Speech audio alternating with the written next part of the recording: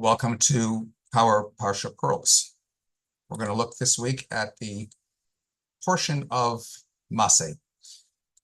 The portion itself of Matos begins with a discussion about the making of oaths and the nullification process. In other words, the laws appertaining to vows, the laws appertaining to undertaking oaths, and a simple process by which when you promise to do something or you swear to do something and you take a formal vow, how you have to adhere to your every word and the ramifications if you choose to violate that vow, but also the annulment process by which you can have vows and oaths annulled and the procedures that entails. And really, the laws appertaining to vows and annulments are very complex, and they are discussed at great length in the Talmud and in Jewish law.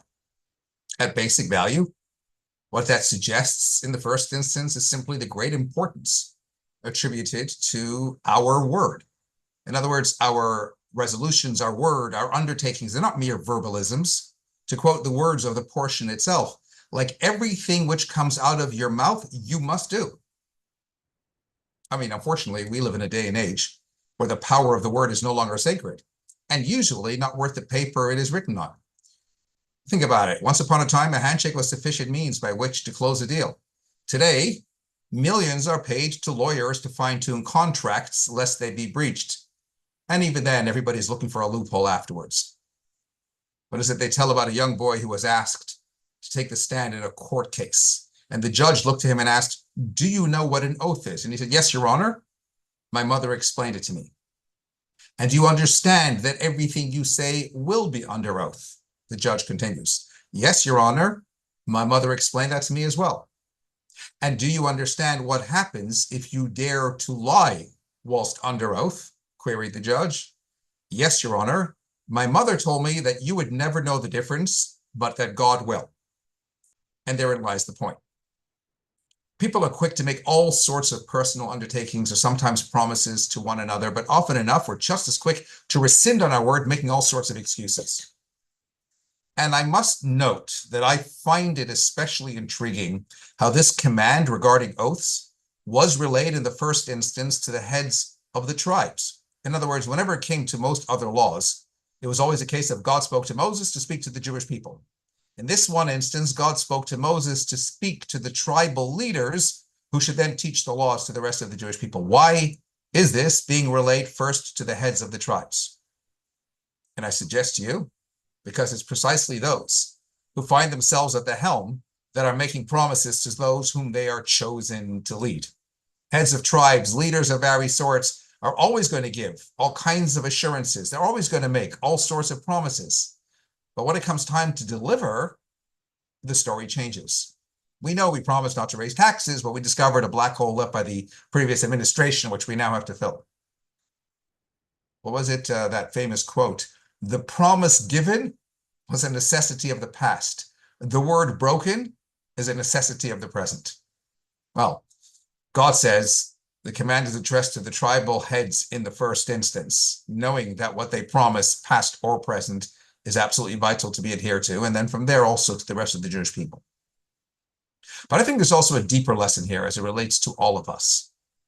When is the one time that we are familiar with the notion of annulling vows? The answer is Kol Nidre, right? The service on Yom Kippur Eve. Have you ever wondered why this prayer features so prominently on the most auspicious day of the year? If you look at the wording of that opening prayer, it's all about Kol Nidre, means all my oaths and all my vows and so on and so forth. And we're asking in the actual prayer that they should be annulled. I mean, what's that got to do with Yom Kippur? Why is that the lead into the holiest day of the year? And the answer actually lies in its tune. The tune that is used for Kol Nidre, it's universal. Numerous other prayers are recited during the high holiday service. They're always sung in different tunes. A cantor in Mill Hill might sing Unatana Tokef to Leonard Cohen, while a chazan in the suburb could sing it to Kozovitsky. And so with every other part of the high holiday service. But the Kol Nidre melody is universal in every shul across every land. And that apparently has to do with its origins. It's suggested that it hails from the time of the Spanish Inquisition and was in fact composed by the Moranos. You see, But when we think about the Marranos, I mean, it's a complex and somewhat controversial conversation, but generally speaking, they struggle between their public persona as devout Christians and maintaining their internal identity and integrity as secret Jews. So the controversy is about whether or not they should have just lived and maybe even having to have died as Jews, but be that as it may. The public image that they portrayed, that overt lifestyle, conducting oneself openly and habitually in a particular manner constitutes a vow of sorts. And they did this, obviously, so as to spare their lives. And that's the way it is in Jewish law. When you undertake to do something, say, I don't know, light an extra candle on a Friday night, and you do that 3 times, then you have an absolute responsibility. It's considered like a vow. You've undertaken this particular conduct, and you would have to formally annul that behavioral pattern that you've undertaken in order to stop having to do so. And that's the way it is. Whenever there is a certain behavioral pattern that we undertake and conduct ourselves in a particular manner, ongoing, regularly, then that constitutes a vow. And that's what the Marranos did with their public persona as devout Christians. On Yom Kippur, however, they would find that private moment during which they would ask God to annul those pagan undertakings, crying out to God, yes, we behaved this way. Yes, we undertook this almost like a vow in order to spare our lives, but it's not the real us. Please, God, forgive us, annul that behavioral pattern. They composed the legal declaration, sung in the somber tune, reflecting their deep regret and remorse, asking for forgiveness. And the point is, a vow doesn't have to be a formal verbal commitment to someone or about something. Sometimes it's a behavioral pattern. It's a certain cycle that becomes your routine. In the case of the Marranos, living a life untrue to themselves, however unintentionally. Hence, they and we gather annually on the Day of Forgiveness, asking God that he exonerate any misguided behavioral patterns as we look to embark on a course of improved character. And the life lesson for us is that a person can be utterly oblivious, sometimes to their own self-destructive behavior, and will rarely be inclined to admit being wrong. Resistance to change can continue even when your life is falling apart. You know, the Talmud has a phrase in the Talmud language, hergel na'aseh teva, which means when you do something enough times, it becomes second nature to you. In psychological terms, you become a creature of habit. When we do something that is habitual, we're not engaged in the task in the same way as when we do something that is not habitual. Like, for example, you wake up in the morning, you make breakfast in your own kitchen on any given weekday. Next time you do it, watch how effortlessly it happens. Your movements through the kitchen are completely stereotyped. And you grab the milk out of the fridge and you turn towards the counter and you give the door that little nudge with your foot that you know it needs. And if something is on your mind, you don't even know that you're sitting at the table munching on your second piece of toast as you do every day. Now compare that to getting breakfast at a friend's house, a stranger's house. Where's the milk? Where's the bread? Oh my goodness, so complicated. You know how sometimes we say, you just can't help yourself? What does that mean? Someone resolves to change their bad habits, but time and again they fail. Why? You're failing because, simply put, habits are extremely hard to change. They're hard to change because they're so ingrained, they're so almost automatic. In extreme circumstances, that's what we call addiction. You know the substance is bad. You know that it's destructive. You experience that, but you're addicted. You can't break the cycle. It takes sometimes for extreme intervention to help you move past it. And most often that then involves a complete break with your past. An alcoholic can't and won't touch a drink again, however many years on.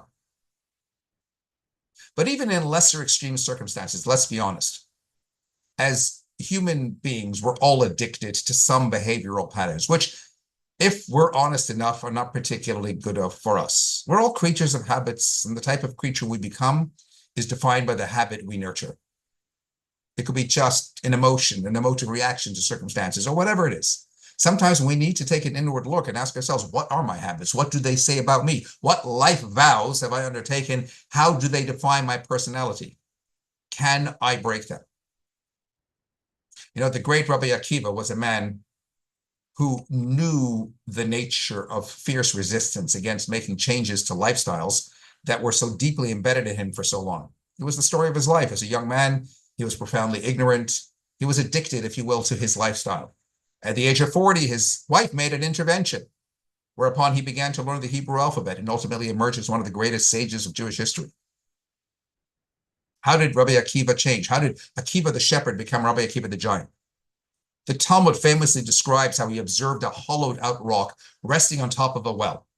He saw how there was a steady drip of water constantly hitting the same spot, slowly but surely hollowing it out. And he reasoned, if soft water can wear away hard stone, how much more can the words of Torah, which are so much more powerful, carve a way into my heart? And so off he went to change, one aleph at a time.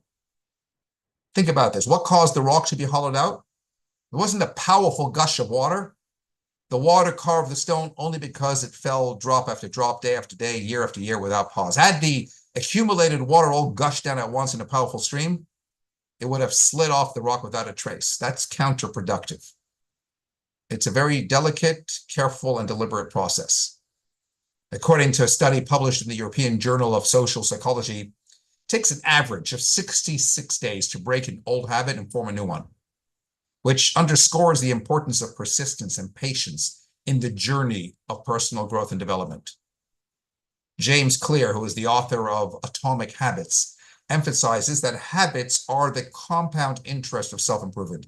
When we make small, consistent changes, we can achieve significant results over time. So what we must come to know, what Rabbi Akiva understood, is that in order to change your character, if you want to ensure that goodness and kindness and sensitivity and spirituality carve their way into your heart, you don't need a revolution. All you need are small drops, one at a time, but the drops have to be consistent. You have to be committed to the process, not just in times of convenience, but even more so when it's not convenient, when you get stuck in the mire, drip, drop, day after day. Benjamin Franklin said, your net worth to the world is usually determined by what happens when your bad habits are deducted from your good ones. So the laws of annulling vows in our portion, as much as at face value they have one very obvious lesson, also teach us something deeper, and that is that we are never stuck. And that is that fundamental to Jewish philosophy, we can always annul the vow. We can always break the cycle. There's no such a thing as this is who I am, I can't help it, take it or leave it. There's no such a thing as I am stuck in this pattern and there's no way out. We're in control of our own lives and destiny. And so the secret to breaking any bad habit is to love something and embrace something that is greater than the habit. And in as much as we are what we repeatedly do, the reality is, as in the words of Maimonides, a fundamental change in habit leads to a fundamental change in life. So the lesson is simple. Channel your thoughts to be more focused and positive, because those thoughts become your words. Keep your words soft and kind, because the world's words become your behavior. Make sure your behavior is generous and loving, because your behavior becomes your habits. Nurture your habits to become constructive, because your habits become your values. Cultivate your values to be meaningful, because your values become your life and destiny. Indeed, as per the conclusion of this week's Torah reading, of the end of the two portions, we finish the book of Numbers and we say, Chazak, Chazak, that is Chazak. Be strong, we will be strong. Why the repetitiveness? Because we need to repeatedly strengthen ourselves. It's a matter of habit. Chazak, Chazak. And when we do, then Venit Chazek, that will become the new us, and we will indeed become strengthened. May we all indeed discover strength and success in our personal and in our collective lives. Wishing you all Shabbat Shalom.